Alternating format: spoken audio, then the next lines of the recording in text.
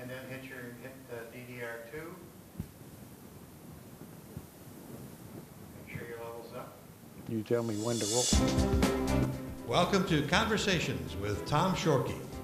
Conversations explores the past, the present, and the future of the communities in which we live through the eyes of interesting individuals. Now let's join our host, Tom Shorkey. Welcome to Conversations. I'm the host for today's program, Tom Shorkey. With me today is a co-owner of a new establishment in downtown St. Clair, the Warwater Brewery. And with me is Kris Paul, who is co-owner of Warwater, and also, way back when, graduate of St. Clair High School. Yes, sir. Now, I understand, Kris, that after high school, you did a little community college, went in the automotive field. Yes. And that's where you were for most of probably 20 years or so. That's correct. How does a automotive guy from St. Clair High School end up in the beer business? Can you give us a little background on that? A little fate and a little luck, I think. Graduating high school, I was definitely into technology and CAD, and I love to tear things apart, put them together, and see how they work. So, getting into the automotive business just made sense. Didn't have a huge career path mapped out. I just knew what I enjoyed to do. So that took me through into the automotive field. I did a lot of cool things, worked for some great organizations, and at the end of the day, it just didn't fill that passion or interest or desire. Come from a long line of small business owners, I guess. Parents was raised that way, and always had an interest of doing something myself. Growing up, loved beer as I got older. I share that passion with a lot of people, and started, doing some homebrew at home and kind of working through the mistakes and trials and tribulations and the enjoyment of being able to create something from that aspect, and just continue to get more interest. And as time passed, opportunities came by, and made some decisions to continue to get more involved in that industry, whether it was to being a partner in our first bar in Indianapolis with my brother and his wife, starting the Danny Boy brand down in Indianapolis. Well, that's interesting. Your brother Kevin, also Correct. St. Clair High grad, a couple years older than you. That's right. You started off with your microbrewery or brew pub down in Indiana. Is that still being run in the family? It is.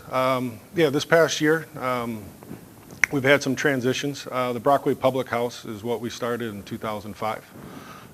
Started a UK Irish pub, and it's been very successful over the last decade. With Danny Boy, the brand and the beer that we started to produce and sell there, we saw fantastic feedback from everybody, so we continued to grow that brand, create some more styles, and built a new facility down there. That opened this last year, 6,500 square feet. It's old. Wow. It's designed after South Chicago Firehouse style or Boston Firehouse.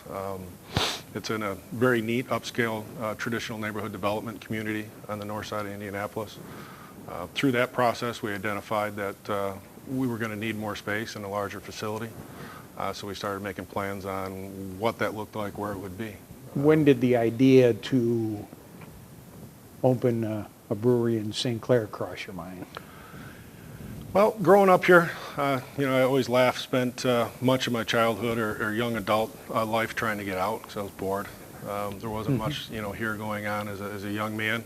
The older I got in marriage and children, and really appreciated what St. Clair had to offer. Moved around a little bit and came back, really loved the community. When we were looking at different business models and opportunities and what we could do here in St. Clair, and trying to look at, we're still interested in doing distilleries and different things down the road. It's tough. It's a small market. When it came to the point where we needed a larger production facility, and we were looking at cornfields in Indiana, off the interstate like much do, and or many do. We looked at St. Clair and started meeting with some of the local organizations, the city and the St. Clair Foundation and the EDA from the county, and said, what about St. Clair? Immediately they started pitching hard. They took a look at what we've done down on the north side of Indianapolis. Great. The benefits to the community from an economic standpoint on what small breweries can do, being successful. And timing's everything. St. Clair's ready. St. Clair, from everybody asks, what's the city like to work with. I tell them, it's fantastic. Well, didn't some of the reps from the city actually travel down to Carmel, Indiana and Yeah, we've had check out the operation to make sure you were legit? Yeah, legit, or, what our style is, Yes. what we're talking about bringing here. Was it a good fit? And yeah, we've had a couple representatives from the city, the EDA, our banking partners that we're working with, all traveled down to Carmel and took a look at our businesses and what we're doing, and came back very excited. It was a Now, good fit you for say the St. Clair. Danny Boy Beer Works, which if they have a close-up on your shirt, you have a Danny Boy Beer Works shirt on. Is Danny Boy, is that like a national or international brand of craft beer, or what's Danny Boy? Where'd that come from? Soon to be, I hope. It's a small brand. We're still fresh in the beer industry. We have full distribution throughout our coverage through Indiana. We're obviously more popular in the Indianapolis area. It's a fast-growing craft beer market. But it's the brand that we're looking to expand to come into Michigan. Currently, Danny Boy's got distribution through Jerry's in Port Huron and covering St. Clair okay. County. So we've been, on tap and rotating taps, probably 12 to 18 different bars, anywhere from Applebee's just picked us up a short time ago, which is exciting and nice to see. We've got the Murphy Inn's been real supportive in St. Clair, the Voyager, Riverside, Vintage, Lynch's in Port Huron Lanes, made it all the way up into Lexington with Windjammers, Sanilac County with, I think it's a couple of bars up there, Yale Hotel. So it's been neat. So you will enhance, I guess, the social scene in St. Clair, whereas when you say you have a tap at Murphy's or Riverside or with the Voyagers, so they don't view you as some competition coming in for the business, but It's a different somebody's got something to offer. What's the difference, I guess, between a local bar, restaurant, tavern, and what you will provide? different layer of business. From an on-premise standpoint, sure, small market, there's a little bit of competitive edge to it. Not a very big one. Where we play is we're going to be a production facility. So we have a small nano brewery in St. Clair that produces very small batches, just enough for us to promote what we're bringing back to St. Clair, and what we want to do on a large level. Once we are successful, and all plans are to be successful when you do something like we're setting out to do, 95% of all our beer will be shipped out of St. Clair County to greater Michigan, Indiana, Illinois, and Ohio, and we'll start hopefully seeing foot traffic coming into St. Clair, which will benefit all the bars and restaurants and any places that have us as a tap handle, or cans of our beer as we produce those in their establishments.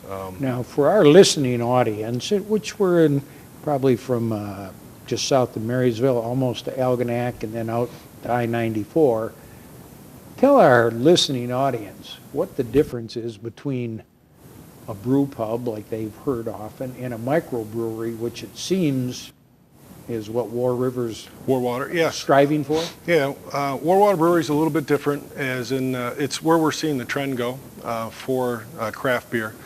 Early 90s, late 80s, you saw the boom from a brew pub, which gave the ability for a restaurant or establishment to brew its own beer and to sell that on-premise to their patrons. With that, they were allowed to bring in liquor licenses and have guest taps for other beer brands, and to be able to get exposure for that style of beer, as well as take advantage of wines and whatnot. But those businesses were structured 80% restaurant, 20% brewery.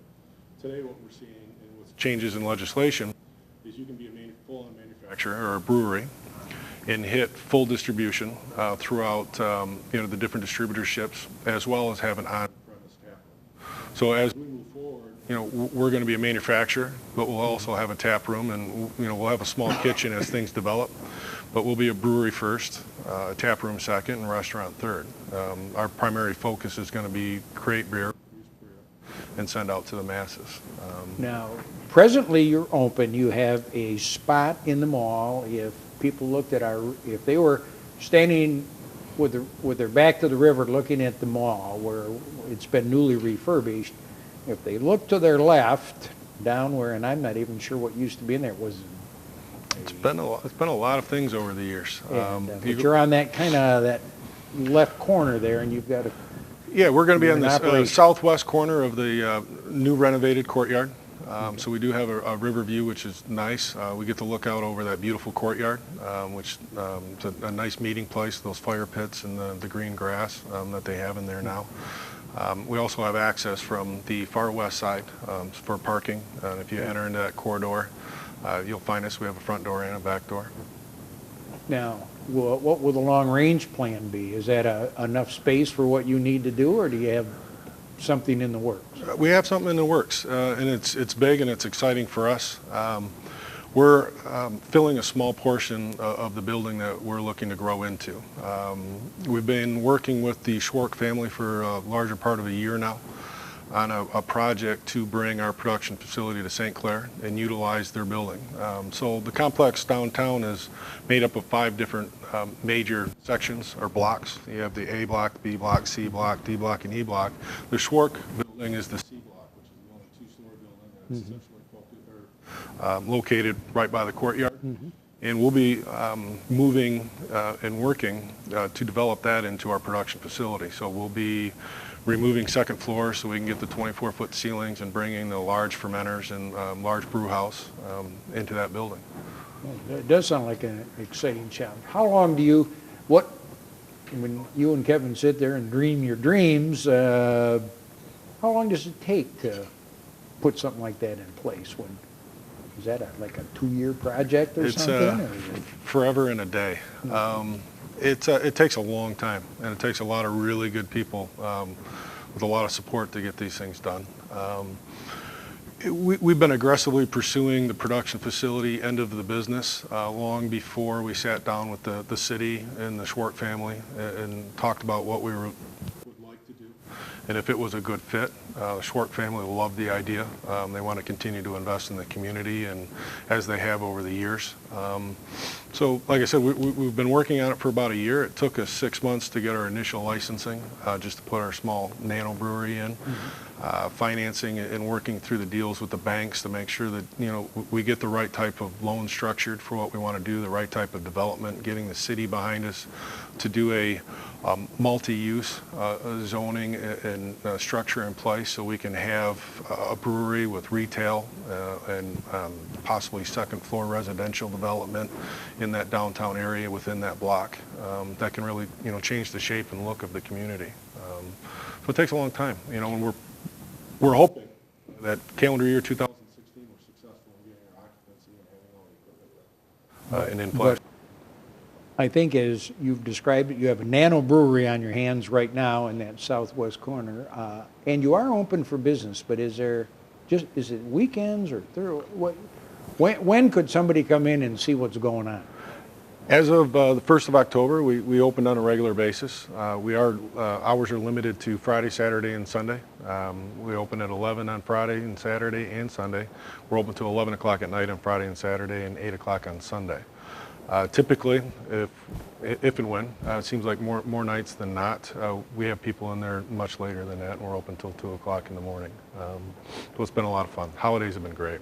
Now, with your present licensing, et cetera, you only sell what you make in there, is that correct? That's correct. I mean, somebody comes in and says, give me a Bud Light, you'll have to send them down the road, is that how that goes? Well, I can give them a Bud Light special. We'll have many different products and styles. And we've been really successful with, the very light beer marketplace for people to come in. We've got a couple offerings for them, but we can't actually give them a Bud Light, but we can give them one of our Mexicalis. Well, and I think that's interesting that you say that, because so often in the craft beer world, people think, well, it's that heavy stuff. I have to go have one of those black Guinness or something else. But are you saying that you have a variety of different products on tap that, whether it's women or people who don't want to have that heavy beer, you have options? Yeah, we do. And whether it's men or women, or we get the younger or older, it's impossible to know what someone's really going to enjoy. And a lot of people are finding out that they like things that they've never really tried. So we like to ask 3 questions, light, dark, or hoppy. And that usually sends us in one direction or the other. And then we've got a lot of beers that in styles that kind of cross over dark and hoppy or light and hoppy, and we can start moving around. And people ask about flights and can get small samplings, and we prefer just to give samples of as many beers as people are interested in having to actually try those. Flights are nice. They really want to have a small sampling of a couple beers that they like, but if they're not sure what they like, they may get 2 or 3 beers that are not quite their style or favorite, whereas we can give them some samples, they can try it, they like it, they can get a full pint and enjoy Well, it. in the size of the building you're in, and I met with you in there the other day, how many different kinds of beer can you put out at one time? We're lucky. We're really small, and we have a really small system. We actually have 2 pilot systems that we use, and they're the pilot systems that we design all of our beers on. Back in 2012, the same system that we started with, and we bought another one. And since we have a small brew house, we can make a lot of different styles. So we have 18, maybe 20 different fermenters now that range anywhere from a 2-barrel down to a half-barrel.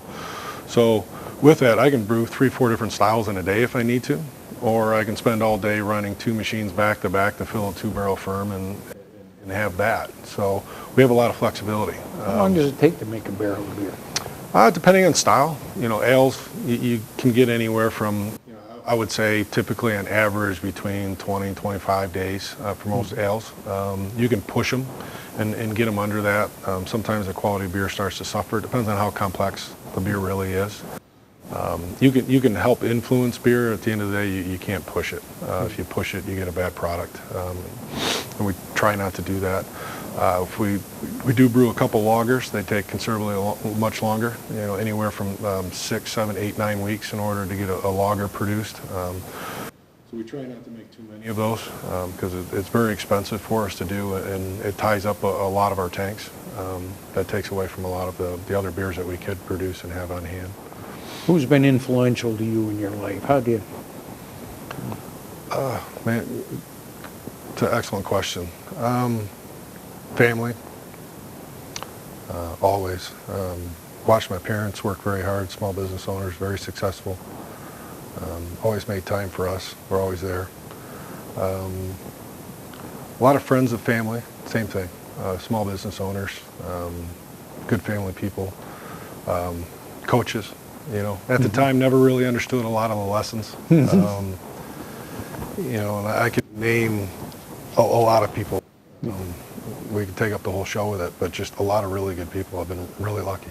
Well, it's interesting because we talk about your local connection as you're on this show, and you've referenced your parents a couple of times, and there may be a lot of people that are out watching this show that don't realize that they probably know either your mom or dad because they had Dennis and Suzanne's hair shop in the same mall for what, probably 30 years or so? I don't know if it was that long or not, but so...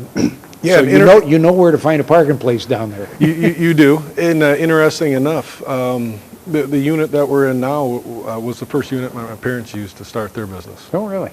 Great. So everything goes full circle. Could have ended up in the hair business, and instead I've made my way into the beer business. Oh, that's good. Just a couple more quick ones for you. Craft beer has been such a success that if you go in even any grocery store, it's made it a lot harder for customers to make their decision because there seems to be a new product that shows up all the time. And my understanding is that the big boys on the block, which is Anheuser-Busch and Miller, which,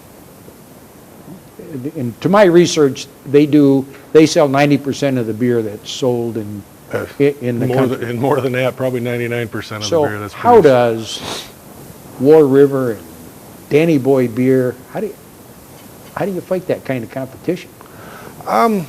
You don't fight it. Again, we operate in a different marketplace. The big boys, they do a really good job making their product and maintaining quality, and there's a place for all of it. I still enjoy a Miller Lite and a lot of other beers that are on the marketplace that we're used to. The craft beer industry operates a little bit different, and it is hard. You go in and you see a wall of all of these craft beers now that are out there. And you can pick through a lot of different ones and try and find ones that you like. And what people really rely on are other people, word of mouth. What's good? What's, you know, I like IPAs, I like dark beers, or porters, or stouts.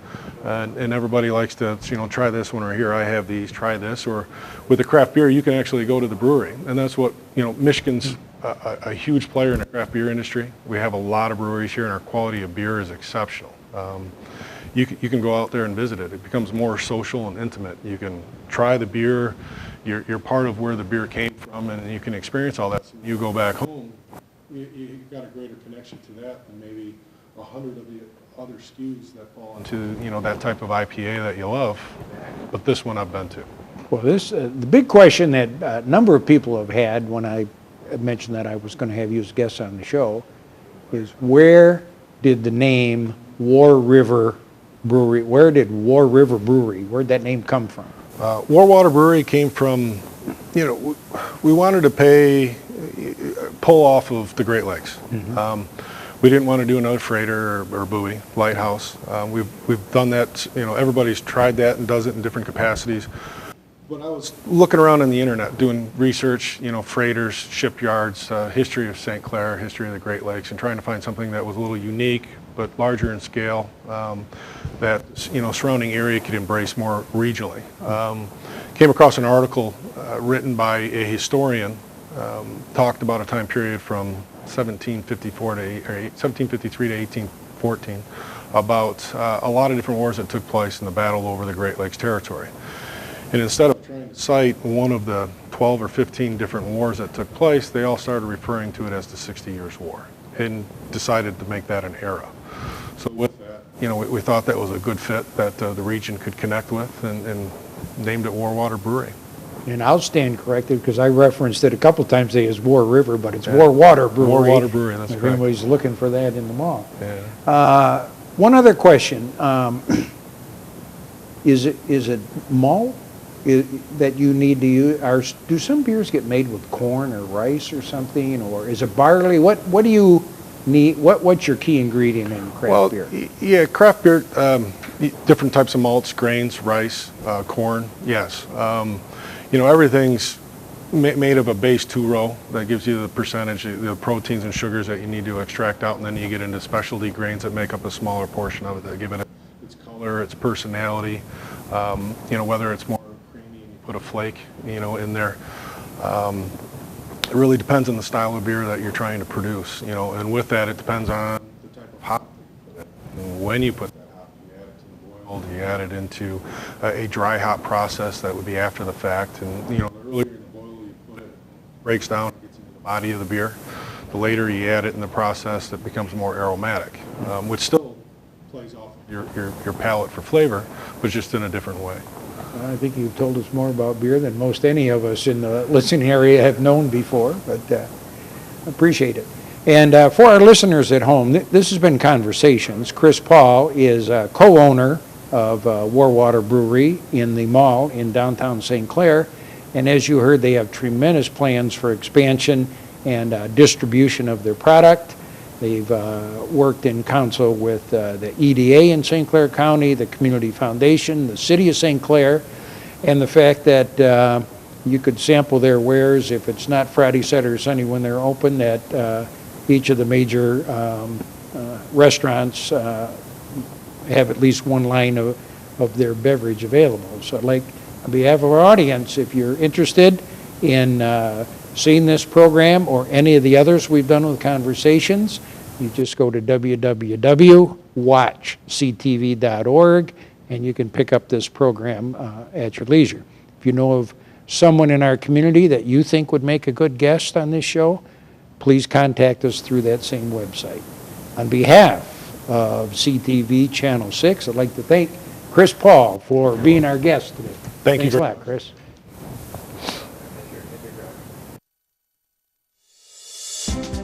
You've been watching Conversations with Tom Shorkey. Conversations explores the past, the present, and the future of the communities in which we live through the eyes of interesting individuals. If you have an idea for a future conversation, please contact us at www.watchctv.org.